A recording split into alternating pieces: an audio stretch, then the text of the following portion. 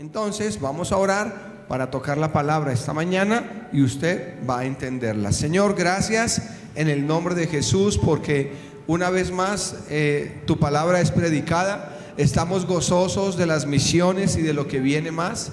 Estamos felices de las familias que se están restaurando. Estamos gozosos, Señor, del evangelismo que se va a hacer, del trabajo de misiones. Estamos agradecidos por el discipulado, Señor. Te damos toda la gloria, la honra y la alabanza esta mañana. Usa mi vida, usa la iglesia, quita el sueño, la pereza, la distracción. Limpia los aires en el nombre de Jesús de Nazaret, y ninguna arma forjada prosperará contra esta casa en el nombre de Cristo Jesús. Amén y amén. Ninguna palabra corrompida que alguien levante contra esta iglesia prosperará. Posiblemente, no estamos seguros.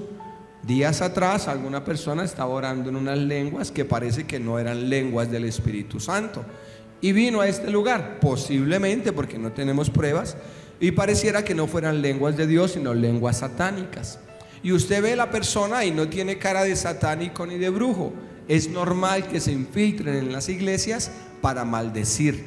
¿Y qué es lo que quiere el satanismo? Que el pastor caiga en pecado, o que le pase algo a la familia del pastor, o los pastores o los ministros. Porque la palabra dice que si se hiere al pastor, las ovejas se dispersan. Entonces, esto es un mundo espiritual. Solo le cuento por eso. Entonces, todo el tiempo esto es un mundo espiritual. Usted tiene que estar pendiente. Usted no puede ignorar que esto es un mundo espiritual. No puede ignorar que el enemigo se disfraza como ángel de luz para engañarlo. Por esa razón les voy a hablar esta mañana. La naturaleza de Jesús se vive en el Espíritu. Primera de Corintios capítulo 11 versículo 25. Pero aún así, ninguna palabra corrompida, ninguna maldición puede entrar en la casa de Jesucristo, porque las puertas del infierno no pueden estorbar esta casa, ni ninguna iglesia donde se predique la palabra en el nombre de Jesús. Primero de Corintios 11:25. Les hablé de que la resurrección es un nuevo pacto, ¿verdad? Que Jesús termina de cumplir el pacto cuando se levanta de la tumba. Y cuando Él se levanta de la tumba, se levanta una persona en otra dimensión. Hablamos que Jesús todo lo hace nuevo, ¿verdad?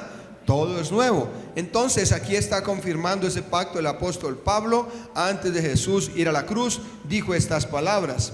Dice: asimismo tomó también la copa. No tomé, mire que está hablando es Pablo. Tomó, o sea, Pablo está hablando. Asimismo tomó también la copa después de haber cenado, diciendo: esta copa es el nuevo pacto en mi sangre. Haced esto todas las veces que la bebieres en memoria de mí. O sea que el pacto fue en la cruz del Calvario con su sangre, y Él sella el pacto levantándose de la tumba. Esa es nuestra fe.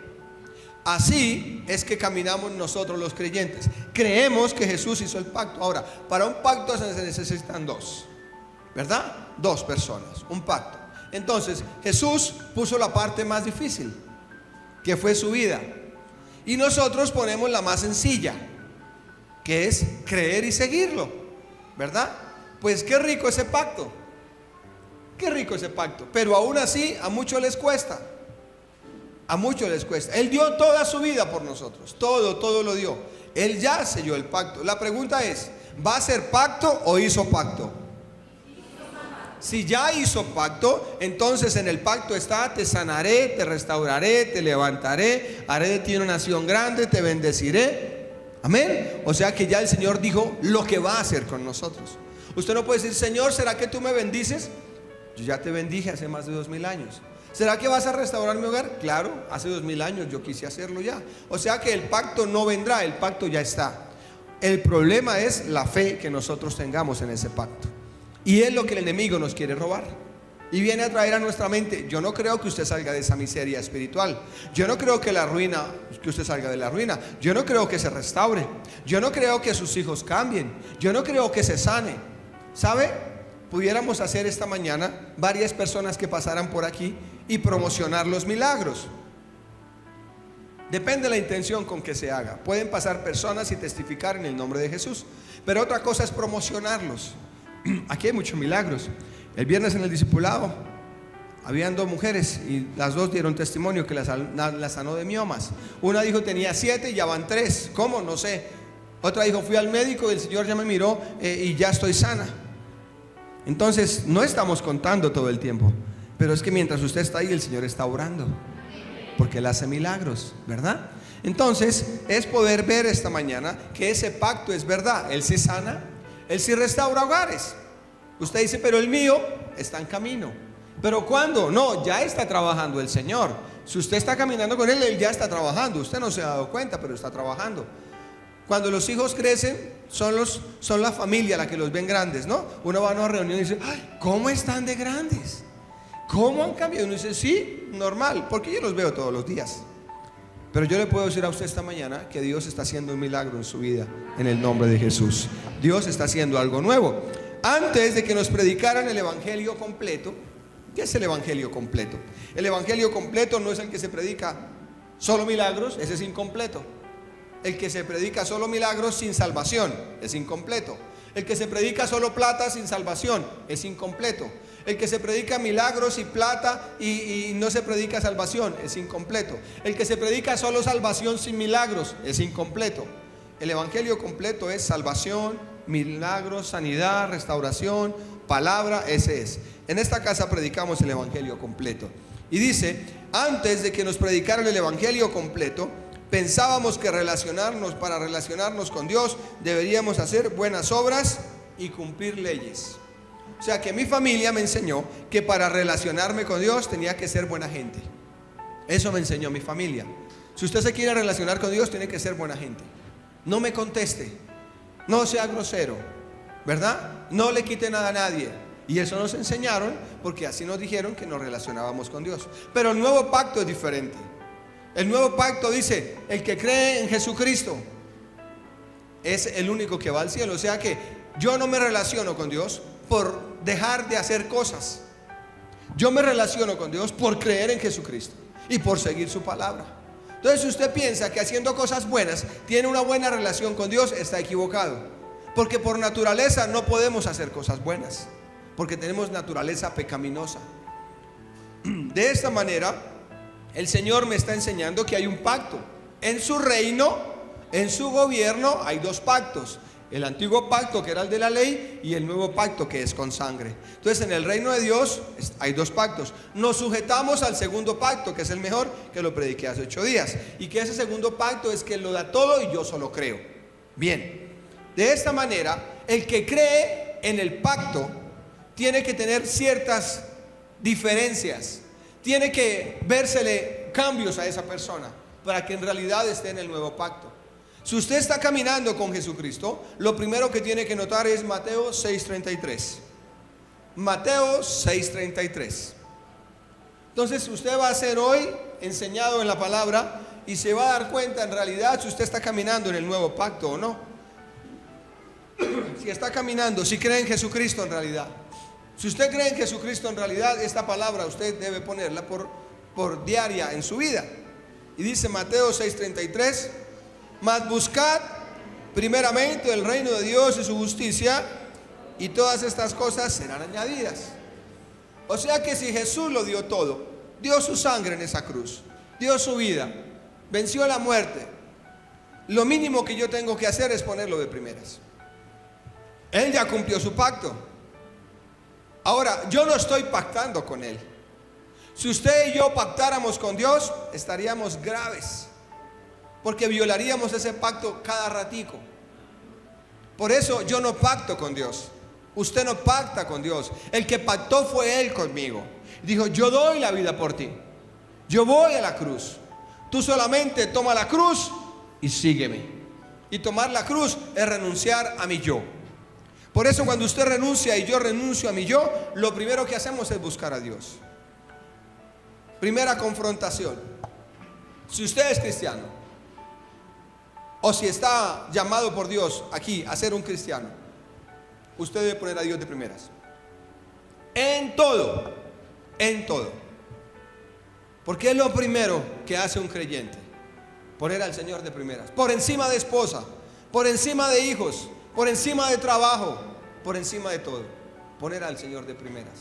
Porque si Él lo dio todo, pues yo lo mínimo que puedo hacer es ponerlo de primeras. No es difícil, sencillamente cuesta, ¿verdad? Y dice: busquen el reino de Dios por encima de todo lo demás y lleven una vida justa y les dará todo lo que necesiten. O sea que si yo pongo primero al Señor, yo estoy mostrando que estoy bajo el nuevo pacto, que estoy bajo su reino, que hay cosas que no se le dieron que usted quería, pero si Dios no las abrió, no importa. A las misiones, nos contaba Jeffer, que también estuvo cerca por aquí una semana, dice que se llevó 3,000 pesos nomás, y fue una semana de misiones, y Dios le proveyó de todo, de todo. Aún para ir a las misiones Dios les dio la provisión y el sustento. No tuvieron que estar, dijo él, yo pude haber pedido prestado, nos decía Jeffer que está aquí, yo pude haber pedido prestado, pero dije, no, si es Dios, me va a llevar. Y fue, volvió, comió de todo, le fue bien y hasta trajo cosas. ¿Por qué? Porque cuando es Dios, las puertas se abren. Pero cuando se pone a Dios de primeras, cuando usted pone a Dios de primeras, usted ya pensó en casarse, porque usted está rejuntado, o la palabra acá está más fuerte, es amancebado. Entonces, ¿cuánto tiempo lleva usted en el Evangelio? Y usted quiere agradarle al Señor. Entonces, si usted le quiere agradar al Señor, usted dice, lo pongo de primeras, voy a obedecer, me voy a casar. Pero cuando usted no pone al Señor de primeras, usted no puede decir que usted está siendo un verdadero discípulo, porque los verdaderos discípulos ponemos al Señor de primeras, por encima de todo, por encima de situaciones, de negocios, de personas, de familia y de hijos. Por eso el nuevo pacto, lo primero para que usted sepa estar bajo el nuevo pacto y que lo identifique a usted como cristiano, es ponerlo de primeras, un verdadero discípulo. Bajo ese orden le voy a enseñar unos punticos, y lo primero que le quiero enseñar esta mañana es el apóstol Juan muestra cómo se vive en el reino de Dios. Mateo 3:1-3. O sea que antes de que Jesús fuera a la cruz, Juan, el profeta, Juan, el que predicó y preparó el camino para Jesús, me está enseñando algo. Mateo 3:1-3. Juan me está diciendo cómo se vive en ese reino, cómo se vive en el reino de Jesucristo, en el nuevo reino, cómo es que es. Mateo capítulo 3, versículo 1 al versículo 3. Dice: en aquellos días vino Juan el Bautista predicando en el desierto de Judea y diciendo, ¿qué dijo? Arrepentíos porque el reino de los cielos se ha acercado, pues este es aquel de quien habló el profeta Isaías cuando dijo, voz del que clama en el desierto, preparad el camino del Señor y enderezad las sendas. Juan está predicando y está diciendo, prepárense porque se acerca el reino de los cielos. ¿Y cuál es la preparación que da el apóstol Juan? Aquí Juan, el profeta, arrepiéntase. O sea que si no hay arrepentimiento, no hay ¿qué? Reino de los cielos. O sea que muchos no han comprendido que para que experimenten el reino de los cielos, para que experimenten poner a Dios de primeras, deben arrepentirse. El Señor hablaba a mi corazón en Apocalipsis capítulo 3 versículo 20. Está hablando Juan, ya el apóstol Juan, que está preso en una isla por predicar el evangelio, y el Señor le está hablando, y Juan dice a la iglesia de la Odisea, dice, he aquí yo estoy a la puerta y llamo, está diciendo Juan. Si alguno abre la puerta, entraré a él, cenaré con él y él conmigo. Y este versículo no le está diciendo para una persona inconversa. Ese versículo lo está diciendo a una iglesia. Entonces se le hace a uno raro que el Señor le esté golpeando a esta iglesia un día y que diga, William, déjeme entrar a la iglesia. Y yo, Señor, me extraña, usted gobierna. No, yo no gobierno allá. Usted ha hecho su voluntad en esa iglesia. Qué vergüenza que el Señor le esté golpeando a usted que lleva años. Hey, Pepito, Juanito, déjeme entrar a su casa y gobernarla. Ay, padre, yo soy cristiano hace 10 años. Sí, pero yo no gobierno en tu casa. Se pondría uno pálido, ¿verdad? Se pondría uno pálido. ¡Ay, Señor, 10 años! Tú has hecho lo que has querido. Tú has manejado tu vida a tu antojo. Déjame gobernar en tu casa. Y el Señor hablaba de que en muchas iglesias y en muchos asistentes no está el Espíritu. Pero ¿por qué no está el Espíritu? ¿Y por qué no está el Espíritu? ¿Cuál es la señal que no está el Espíritu? Porque no hay experiencia, no hay vivencia, no hay un sentir, no hay un interactuar con el Espíritu de Dios. Entonces ahí es donde está el problema. ¿Y por qué no está? ¿Por qué no hay ese interactuar? Porque no hay arrepentimiento. Y la condición para que el reino gobierne y el nuevo pacto es el arrepentimiento. El arrepentimiento es aceptar que me equivoco, pero buscar la manera de cambiar. Aceptar que estoy fallando, aceptar que soy voluntarioso, aceptar que tengo un carácter ofensivo, aceptar que soy perezoso, criticón, murmurador. Eso es arrepentirse, aceptar que sin Él no puedo. Entonces, cuando yo acepto de corazón, dice que el reino de los cielos va a entrar y me va a gobernar. Por eso, lo primero que usted debe entender para que la humanidad de Cristo lo gobierne es el arrepentimiento. Cuando no hay arrepentimiento, no hay experiencias espirituales. Y sin una experiencia espiritual, ¿cómo vive un cristiano? Normal. Ahora la pregunta, cuando Juan estaba diciendo arrepiéntase, ¿estaba el Espíritu Santo? ¿Ya estaba el Espíritu Santo? No estaba. O sea que la persona se tenía que arrepentir de una manera voluntaria, ¿o no? No estaba el Espíritu, tenían que arrepentirse para que el reino los gobernara. O sea, para que viniera el Espíritu. O sea que usted, si sabe esta mañana que debe arrepentirse, hágalo. Y la mejor manera de arrepentirse es mirar atrás y organizar su casa. Organizar su casa. El reino de los cielos no dijo llévense de Biblia para que el reino de los cielos sea acercado. Inscríbase en el discipulado, además inscríbase, ¿no? Que ya empiezan dentro de 15 días. Inscríbase en el discipulado porque no. Dijo arrepiéntase. Es una condición sencilla para que tenga experiencias conmigo. Eso dice la palabra. ¿Por qué no tiene usted experiencias? ¿Por qué ora y no tiene experiencias? Muchos lo tienen, pero lo tienen opacado, lo tienen dormido, porque se les olvidó de Dios. Dice Mateo 3:11: yo a la verdad os bautizo en agua para arrepentimiento. Dijo Juan, o sea, ustedes se bautizan en agua como señal externa que se arrepintieron. Pero el que viene tras mí, cuyo calzado no soy digno de llevar, es más poderoso que yo. Él los bautizará en Espíritu Santo y fuego. ¿Qué está diciendo aquí Juan? Está diciendo Juan, cuando Jesús vaya a la tumba y se levante, les va a dar su Espíritu Santo. Juan ya sabía lo que iba a pasar. Juan ya sabía el proceso del nuevo pacto. Juan dijo, arrepiéntase, porque el que viene detrás de mí les va a dar su Espíritu, para que sigan adelante, para que tengan experiencias, para que oren por los enfermos, para que oren por los panes y los peces, para que enfrenten la situación, para que amen, perdonen y soporten. Entonces la única manera de amar, soportar, perdonar, permanecer es cuando tengo al Espíritu Santo. Pero cuando una persona no tiene el Espíritu Santo, o esa persona ya conoce del Evangelio, o lo contristó, esa persona dejó de tener experiencias. Y hoy el Señor quiere que usted avive esa unción, que usted avive el Espíritu Santo, que usted lo avive, que usted se despierte, y si no lo tiene, que lo reciba. Los que estamos bajo ese pacto buscamos caminar de manera que Él nos enseñe. Entonces, ¿qué pasa? Arrepiéntase porque el reino se acercó. Y si usted entiende que el reino de Dios es paz en el corazón, es salvación, es provisión, es milagros, es sanidad, usted dice, yo quiero eso. O sea, arrepiéntase para que eso venga. La segunda cosa que quiero enseñarle para tener la humanidad de Cristo es estar bajo el gobierno del reino. Demanda pensar menos en mí y más en Él. Cuando usted está bajo el gobierno del reino en realidad, y usted dice, yo sí soy un cristiano, yo estoy bajo el reino de Dios, entonces usted experimenta lo que dice Juan capítulo 3, versículo 22. Juan 3, 22. Usted experimenta esto.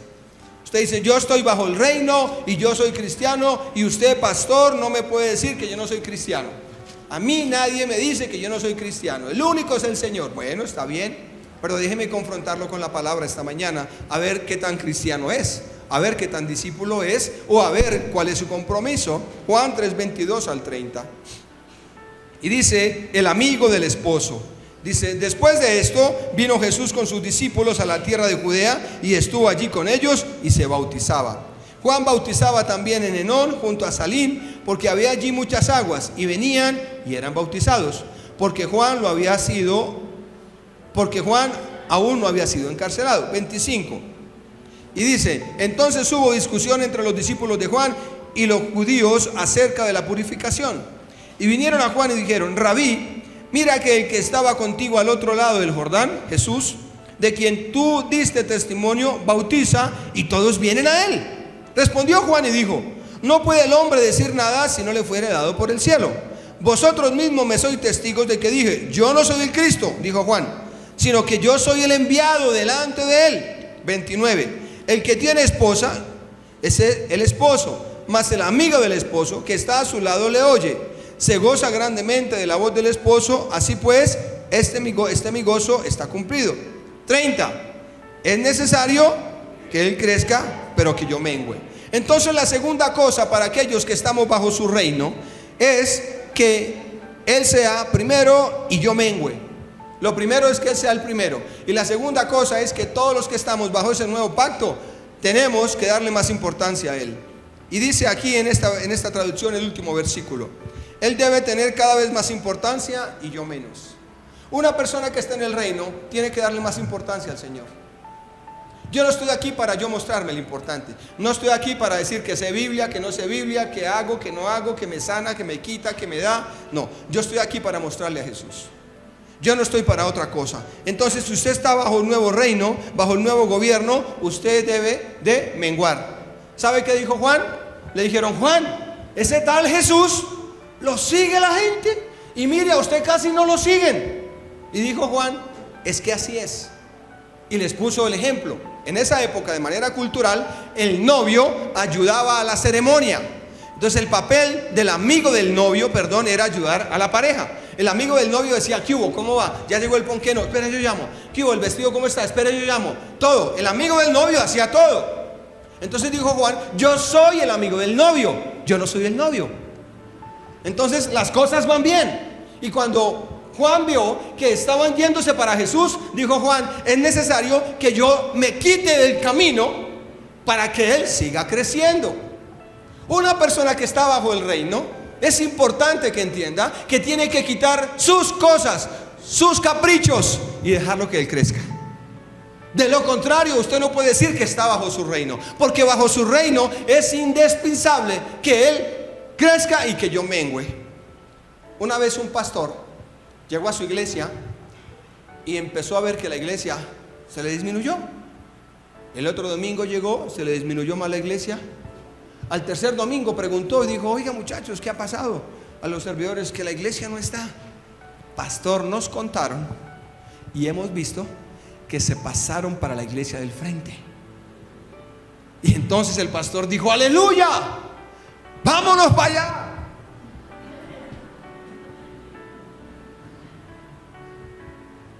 ¿Sabe por qué? Porque el que da el crecimiento es Dios. Dijo: allá está Dios. Allá está Dios. Juan no podía envidiar que Jesús estuviera creciendo. Usted debe entender que Jesús debe crecer en usted y en mí. Él tiene que ser el importante en mi vida. Eso es la pelea de nosotros. Cuando tenemos un carácter complicado, un temperamento complicado, o una debilidad en la carne complicada, esa es la lucha que tenemos. En el reino de Dios es que Él crezca. Les dijo: nadie puede recibir más de lo que Dios nos da. Les dijo en el 26 y 27: mire, si Él está creciendo es porque Dios se lo está permitiendo. Hay muchas personas aquí que le dan más importancia a su vida. Nos ahorraríamos un montón de cosas y un poco de frustraciones si nos diéramos cuenta que hay ciertas cosas que no nos corresponden y aceptamos de corazón e hiciéramos lo mejor posible. Juan supo que no le correspondía crecer a él. Juan sabía que no le correspondía crecer. Juan dijo: si él está creciendo es porque Dios se lo está dando. Si yo veo que el pastor está creciendo y se están yendo todos para allá, pues yo me voy para allá donde está Dios, porque Dios es el que da el crecimiento. Pero hay muchas personas que no aceptan que otros crezcan, y ellos también quieren crecer como otros, y hacen en sus fuerzas cosas para tener, para hacer y para conocer, y hacen cosas en sus fuerzas, y ahí es donde se equivocan. Porque como no salen adelante, se frustran. Si Juan hubiera dicho, venga, venga para acá, venga, venga, jálemelos de Jesús, jálemelos. No. Por eso yo les digo, no jale gente de otras iglesias. No edifique sobre fundamento ajeno. Si alguien está en una iglesia establecido y conocido, déjelo allá, que crezca, que hable con su pastor, pero no se ponga a invitar, camine para mi iglesia. No, porque eso no está bien hecho. Eso es antiético y es desleal. Por eso Juan dijo eso. Juan dijo, es necesario que yo mengüe. Deje que el Señor mengüe, deje que el Señor crezca y usted mengüe. El ejemplo de Juan es herencia cultural del momento, lo que le dije. Entonces, hay muchos que le dan más importancia, pastores, ministros, empresarios, que se ponen ellos de primeras y dejan al Señor de últimas. Y poner al Señor de primeras es ser honesto. Poner al Señor de primeras es hacer las cosas por la ley. Poner al Señor de primeras es hacer las cosas en orden. Cuando usted no hace nada en orden, usted no está poniendo al Señor de primeras, usted está siendo el primero. Y esta palabra entonces no la ha entendido. Pero cuando usted entiende que es necesario que Él crezca y que usted mengua, si es posible darlo todo, hay que darlo todo y que crezca Él. Y si hay que morir, pues morimos, porque está primero Él. Entonces en su reino es primero Él. Y en su reino se busca primero de Él y lo demás vendrá por añadidura. La tercera cosa que el Señor me enseñó en esto es: en el nuevo pacto es posible vencer lo que no nos deja avanzar en el reino. O sea que en el nuevo pacto, cuando Jesús resucita, nos da su espíritu, porque Jesús sabía que en su reino necesitábamos su espíritu para vencer. O sea que en su reino, sin el Espíritu Santo no podemos vencer. Si usted quiere tener experiencias sobrenaturales, si usted quiere ponerlo de primeras, si usted quiere menguar su vida, necesita el Espíritu Santo. Pero cuando todo el tiempo sobresale usted, la pregunta es: ¿será que usted es parte de la iglesia de la Odisea? Donde el Señor dice: oiga, déjeme entrar a su corazón. Señor, yo me congrego en sembradores, pero nada que ver. Cuando usted deja entrar el Espíritu Santo, el Señor es el primero y usted mengua para que Él crezca. ¿Y sabe dónde duele? A Juan. Pero a Juan no le dolió, porque Juan dijo: yo les dije que yo solo anuncio, pero el que viene detrás de mí es el importante. Ahora, ¿por qué es el importante? Porque Él les va a dar su espíritu, porque Él les va a ayudar. Y vaya conmigo a Romanos 8:11, por favor. Romanos 8:11. La palabra de Dios no es de interpretación personal. Muchos la manejan a su manera. Y dice la Biblia, la misma Biblia: usted no interprete la palabra personalmente. La palabra es para todos. No la interprete ni le acomode a su gusto. Romanos 8:11. Y dice: y si el espíritu de aquel que levantó de los muertos a Jesús mora en vosotros. Mire que Juan no está afirmando, mire que Juan está dejando ahí como una preguntica. Y si el espíritu de aquel que levantó los muertos a Jesús mora en vosotros, el que levantó los muertos a Cristo Jesús vivificará también vuestros cuerpos mortales por...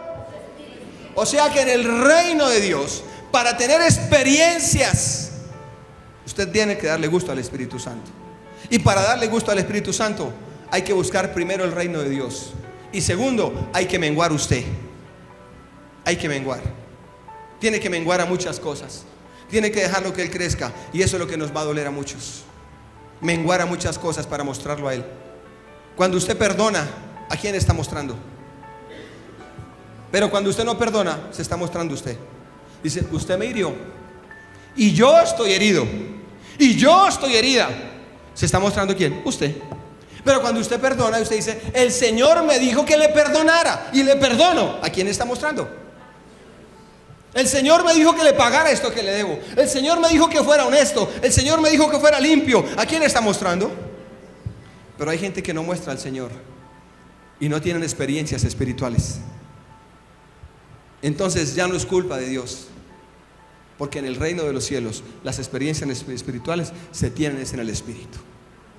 Un niño de 5 años, ¿por qué miente? Fácilmente nos podían juzgar. A los que tienen algún hijo de 5 años, si les dejamos un poco de dulces, chocolatinas y cosas, los encerramos y después entramos a mirar quién se comió todo esto, y no van a decir yo, Dice, no, yo solo cogí un dulce. ¿Y quién le enseñó a mentir? Entonces, papá, venga, ¿cómo se le ocurre enseñar al niño eso? Dijo, yo nunca le he enseñado a mentir. Eso nace con él. O sea que la mentira no es un estado del intelecto. La mentira es un espíritu. ¿Y cómo lo combatimos? Con el Espíritu de Cristo. Entonces, para que usted combata todas esas debilidades en su humanidad y en la mía, necesitamos el Espíritu.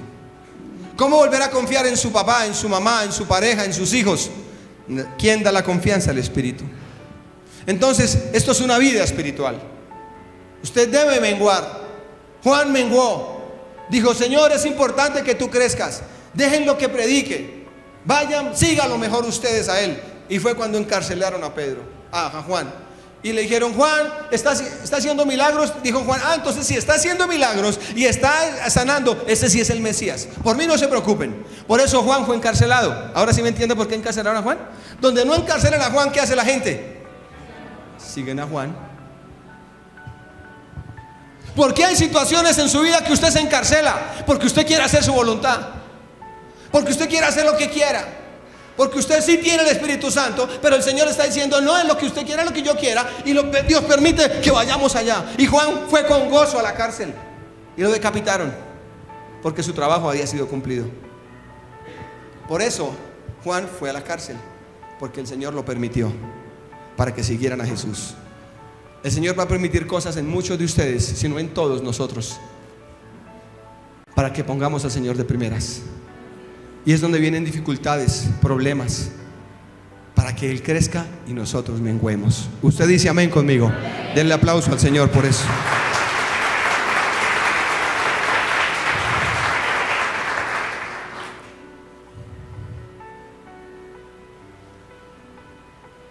Este dato es para los que se van a casar, están de novios o tienen una sociedad. Si su pareja no ha cambiado su vieja naturaleza o no se preocupa por cambiarla y usted se casa o se asocia con esa persona, tendrá más problemas de los que se imagina. Porque la Biblia dice, no tengas intimidad con alguien ajeno, con personas que no busquen el cambio de su naturaleza. Así asistan a la iglesia. A los novios, a los que se van a asociar, si esa persona con que usted se va a asociar no está buscando un cambio de humanidad, no está buscando un cambio de vida, no se asocien. Me dijo alguien estos días, pastor, mi novia es linda y me la miran mucho y eso me da celos.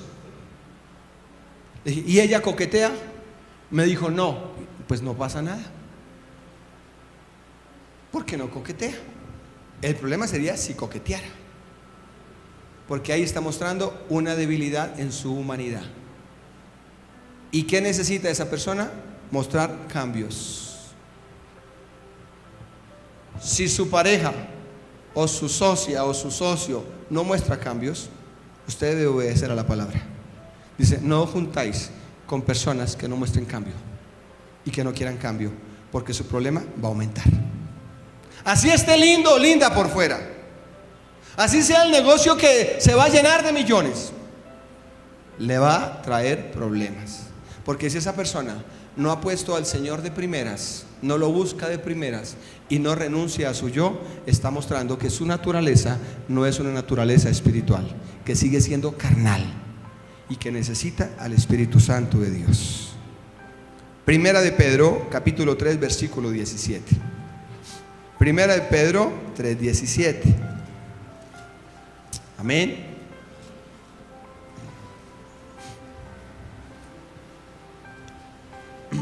Vamos a ver cómo se vive bajo la nueva naturaleza, según Pedro. Primera de Pedro 3:17. Porque mejor es que padezcáis haciendo el bien, si la voluntad de Dios así lo quiere, que haciendo el mal. Pablo dice, en el reino, en el nuevo nacimiento, uno padece y la gente es injusta con uno. La gente es injusta con nosotros, con usted y conmigo, porque queremos hacer las cosas bien y ellos las hacen mal. Pero la Biblia dice, así es en el reino. Así es el que tenga el Espíritu. Hay injusticia. Entonces no tome justicia por sus propias manos. No se vengue usted, déjele la venganza al Señor de lo que le hayan hecho o dicho. Porque así es en el reino, buscar lo primero, menguar y padecer. Así es en el reino. Pero para vivir esas tres cosas, yo necesito el Espíritu Santo. Yo necesito el Espíritu de Cristo en mí. Y eso hará que yo avance. Pero cuando una persona no tiene el Espíritu de Cristo y lo menosprecian, se defiende, se eriza, se le paran las plumas ahí mismo y se defiende y saca pecho. Yo soy cristiano, conmigo no se meta. Así no es. Y lo digo y me incluyo, tenemos que cambiar cosas. Porque los que tenemos el Espíritu, así no es. Dice Pablo, padecemos. Dice el versículo 18, porque también Cristo padeció una sola vez por los pecados, el justo por los injustos, para llevarnos a Dios, siendo a la verdad muerto en la carne. ¿Pero qué? Muerto en la carne, ¿qué significa? No se defendió en su carne. Eso es muerto en la carne. Hay personas que maltratan a su esposa aquí y tienen el Espíritu. Aleluya, los bendigo. Que cambien. Maltratan a su esposo. Son groseros, altaneros, altaneras, irreverentes con su esposo, no se sujetan. Oh, aleluya. Esas personas no tendrán experiencia espiritual. Le dije a alguien estos días, si tú sigues viendo pornografía, te vas a equivocar más. Porque la pornografía son legiones, son cientos de miles de espíritus. Entran y gobiernan el cerebro. Y si el cerebro es gobernado por Satanás, usted se va a equivocar, se va a equivocar. Por eso es que la gente cae en ruina y cae en ruina. Y dice, ¿pero a qué horas? Los malos negocios, las malas decisiones. Analice por qué. Porque el pecado le gobernó la mente y los pensamientos. Por eso es mejor vivir la naturaleza de Jesucristo. Y para eso necesito llenarme del Espíritu Santo, de la unción. No decirle venga, Él está en mí. Por eso estas canciones aquí ya no están. Ven Espíritu, ¿acaso no está? Aquí está. Más bien es una unción fresca la que debe venir. Pero aquí está el Espíritu. Aquí está, Él nunca se ha ido de nosotros. Está aquí en la iglesia. Está aquí cada vez que predicamos la palabra. Dice, leo en esta versión, traducción viviente, 1 Pedro 3, 17, 18. Recuerden que es mejor sufrir por hacer el bien, si eso es lo que Dios quiere, que sufrir por hacer el mal. Es mejor eso. Cristo sufrió por nuestros pecados una sola vez. Y dice, sufrió muerte física, pero volvió a la vida en el Espíritu. Romanos 8, 6. Romanos 8, 6. Estoy hablando de una humanidad con Cristo. Cómo vivir una humanidad en Cristo Jesús. Ahora usted va a ver la diferencia de vivir una humanidad como la que Cristo vivió. Y va a haber diferencia. Esto es solo el nudo de la enseñanza. 8:6 dice, porque el ocuparse de la carne es muerte, pero el ocuparse del Espíritu, ¿qué? O sea que cuando usted tiene el Espíritu Santo, usted no se defiende ni se empluma. Usted sencillamente deja que el Señor obre y usted lo busca. Lo pone de primeras y mengua. Eso hace. Lo pone de primeras y mengua. Y él obra. Pero cuando usted se defiende, la pregunta es, ¿le falta el Espíritu? ¿Lo tiene o lo tiene contristado? Cualquiera de las tres. Los que llevan años y posiblemente son conocedores del Evangelio y tienen el Espíritu Santo, ya lo contristaron por el pecado. Los que llevan poco tiempo, de pronto no tienen el Espíritu Santo porque no lo están poniendo de primeras. Entonces ojo con eso, o lo tiene o no lo tiene. Si lo tiene, avívelo en el nombre de Jesús esta mañana con esta palabra. Si no lo tiene, invítelo a que vivan usted en el nombre de Jesús. Porque solo así usted podrá poner a Dios de primeras, por encima de su familia, por encima de su trabajo, por encima de sus sueños, de sus caprichos y de sus deseos. Y menguar y dejar que Él crezca. Que le digan, su actitud me está mostrando a Jesús. Su actitud me está mostrando a Jesús. Su actitud me está mostrando a Jesús. Porque esas actitudes y esa humanidad de Cristo en mi vida hace que yo vea promesas cumplidas, que es el cuarto punto. Segunda de Pedro capítulo 1. O sea que los que damos gusto al Espíritu, nos equivocamos, claro, pero nos arrepentimos, le damos gusto al Espíritu, tenemos promesas. Segunda de Pedro 1. Segunda de Pedro capítulo 1 versículo 3.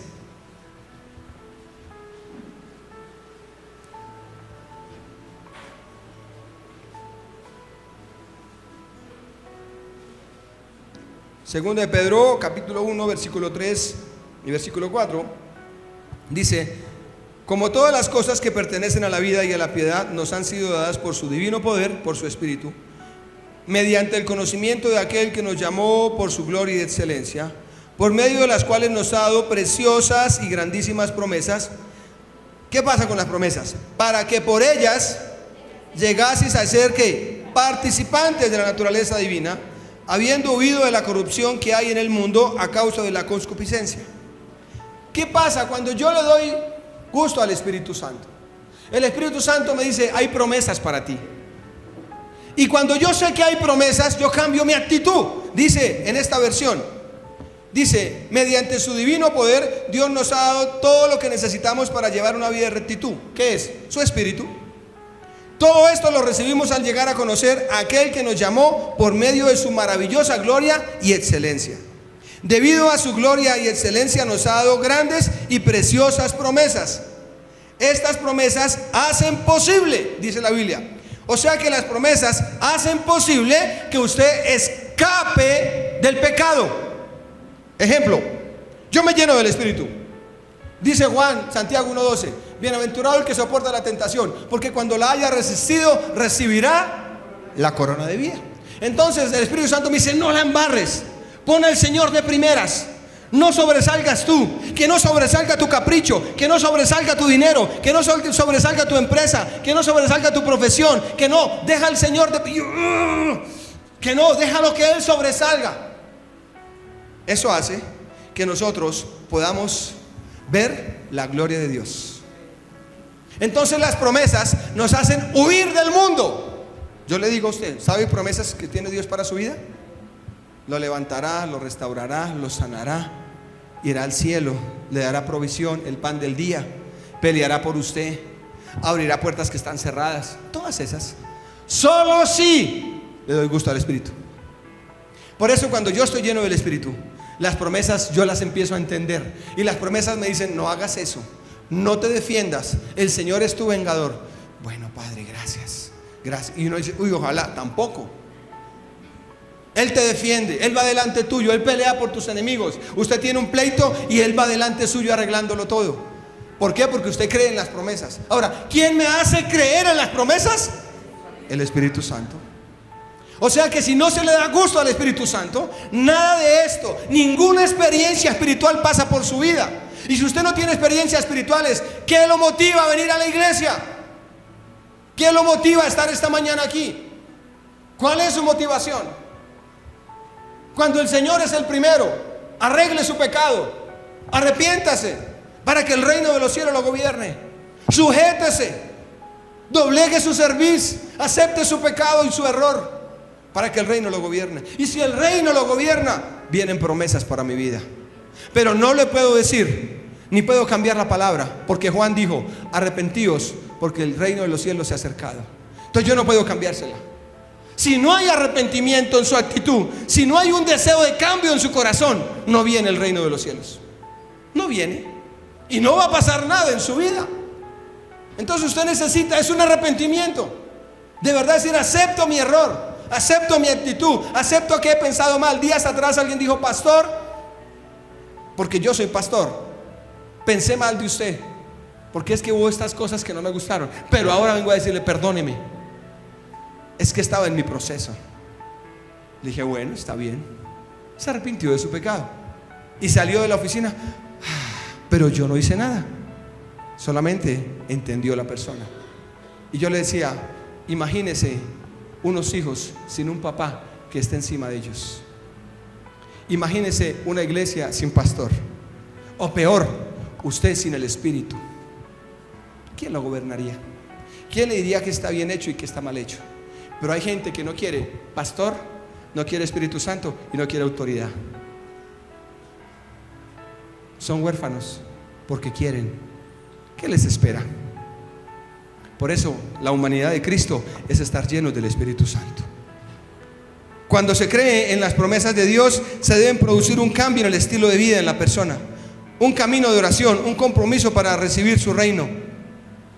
Cuando decimos que una persona debe permanecer en su iglesia, no le decimos por el pastor ni por la iglesia, le decimos por Dios. ¿Sabe por qué? Porque es Dios el que lo trajo y es Dios el que lo lleva. El que tiene el Espíritu sabe decidir. Eso dice el quinto. Y eso vendrá promesas. Lo que nos promete Jesús en su reino bajo el nuevo pacto. Juan 7:37. Y ahí quiero enseñarles algo bien bonito. Juan 7:37. La fidelidad es para Dios, no para los hombres. Juan 7:37, 39.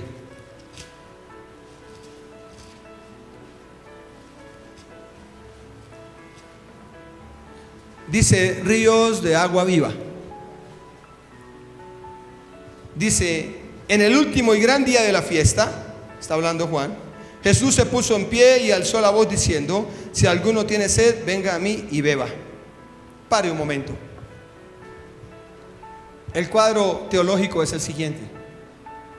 En el templo había por tradición que el sacerdote, en la fiesta de los tabernáculos, era una fiesta de 7 días, donde celebraban lo que habían padecido en el desierto. O sea, ellos se acordaban lo que habían padecido y se llama la fiesta de los tabernáculos. Entonces, en esa fiesta dice, ahora leemos para que lo entienda, en el último y gran día, el sacerdote coge en una copa de oro y lleva agua.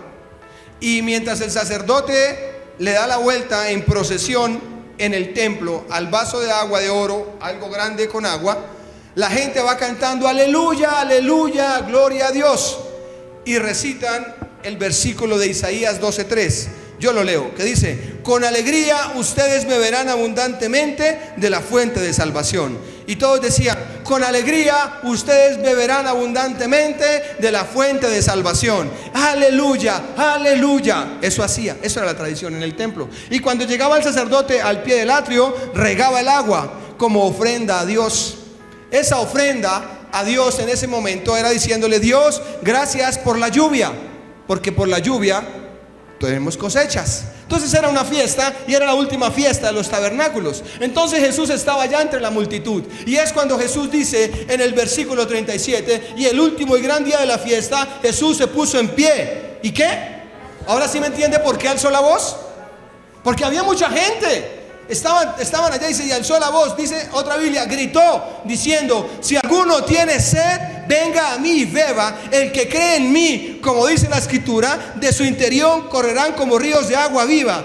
Esto dijo del Espíritu que había de recibir a los que creyesen en él, pues aún no había venido el Espíritu Santo, porque Jesús no había sido todavía.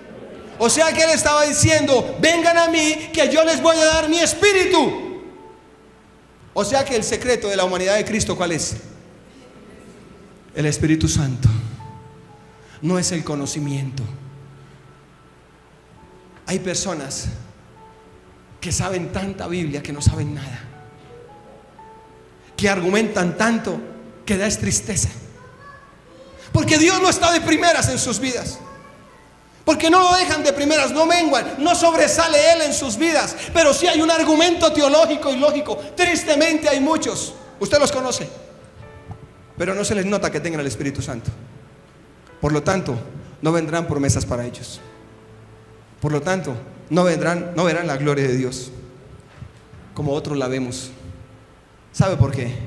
Porque no han querido menguar, porque su orgullo, su altivez no los deja, porque ya parece que tienen en su historial años. Esto no es el ejército, un día lo dije, aquí usted no es más por antigüedad, porque el último puede ser el primero. La antigüedad no le da grados a usted en este lugar. Usted lleva 15 años, ya debería ser pastor. No, pero llevó otro que lleva 7 años y fue nombrado pastor. Esto es para que usted aprenda que la humanidad de Cristo se vive en el Espíritu. Jesús dejó esa tumba vacía para dejarnos su Espíritu. Dio su vida en la cruz, derramó sangre, todo por nosotros, pero para darnos su Espíritu. No está bien menospreciarlo. No está bien querer sobresalir usted y sus caprichos. No está bien. No está bien pararse y defenderse usted. No está bien. Está bien dejarlo que Él crezca. Por eso Juan fue encarcelado, porque la gente lo seguía. Juan, ya no te van a seguir más, pero la única manera que tengo para que no te sigan es que te voy a meter a la cárcel. Y peor, Juan, voy a permitir que te quiten la cabeza para que la gente no te siga. ¿Qué tiene que hacer Dios en su familia, en sus hijos, en su hogar, para que usted lo siga? ¿A quién tiene que meter a la cárcel? ¿Qué le tiene que quitar? ¿Cuántos hijos tiene que quitarle? ¿Tiene que divorciarse? ¿Tiene que caer en adulterio? ¿Tiene que perder las riquezas que tiene? Dios no puede permitir, solo para que lo miremos a Él. Pero la mejor manera de evitar eso es invitar al Espíritu Santo y decirle: Espíritu Santo, aquí estoy, guíame tú, yo te necesito en mi vida. Si no fuera por Él, este ministerio no existiría, porque Él nos ha guardado.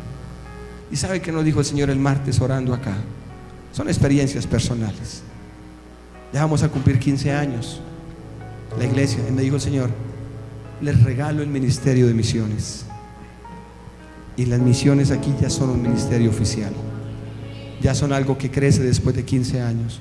Y se abrieron las puertas de manera sobrenatural después de orar durante tanto tiempo. Pero es el Espíritu Santo el que nos guía.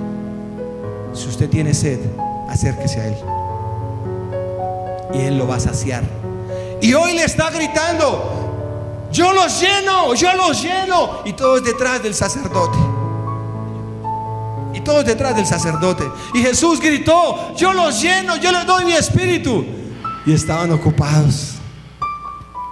Aquí está el Espíritu. Dispóngase. Deje que lo ministre. Deje que lo llene. Y disfrute las promesas de Dios. No más religiosidad. No más simular ser cristiano. Ya no más. Experimente la presencia. Ahora que vayamos a orar, mírelo como Juan lo vio. Vaya conmigo a Apocalipsis 1. Alcanzamos. Apocalipsis 1.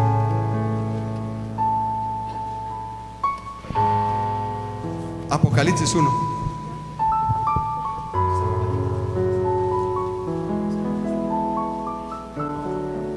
Y dice, versículo 10, Apocalipsis 1:10, dice Juan: yo estaba en el Espíritu. ¿Estaba qué? ¿Qué es estar en el Espíritu? Estaba orando, concentrado, metido en el día del Señor, el día de descanso. Y oí detrás de mí una gran voz como de trompeta, como de saxo, que decía: yo soy el Alfa y el Omega, el primero y el último. Escribe en un libro lo que ves y envíalo a las 7 iglesias que están en Asia: a Éfeso, Esmirna, Pérgamo, Taitira, Sardis, Filadelfia y la Odisea. Y dice Juan: y me volví para ver la voz que hablaba conmigo, y vuelto vi 7 candeleros de oro, y en medio de los 7 candeleros a uno semejante al Hijo del Hombre, vestido de su ropa que llegaba hasta los pies, y ceñido por el pecho con un cinto de oro. Y su cabeza y sus cabellos eran blancos como blanca lana, como nieve, sus ojos como llama de fuego, y sus pies semejantes al bronce bruñido, refulgente como en un horno, y su voz como estruendo de muchas aguas. Así lo vio Juan. Cuando usted ore, póngase de pie y vamos a orar. Ese es el mismo Jesús que vio Juan. Él todavía está vivo. Así es de que métase ahí en la presencia y adórelo. Señor, aquí estamos esta mañana.